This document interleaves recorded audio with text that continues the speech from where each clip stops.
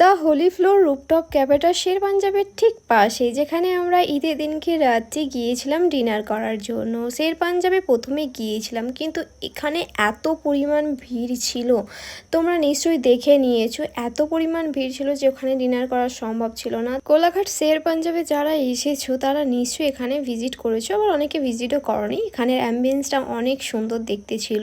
আমরা ছিলাম সেকেন্ড ফ্লোরে, এটা থার্ড ফ্লোর পর্যন্ত ছিল, বাট থার্ড ফ্লোরটা পুরোটা কভার ছিল, সেজন্য আমরা চলে আসি সেকেন্ড ফ্লোরে ডিনার করার জন্য। আর এখানের ওয়েটারগুলো কিন্তু ছিল লেডি ওয়েটার, মানে মেয়েরা এখানে সার্ভ করছিল। তো আমাদের ডিনার চলে এসেছে আর আমরা এখানে খাওয়া দাওয়া শুরুও করে দিয়েছি।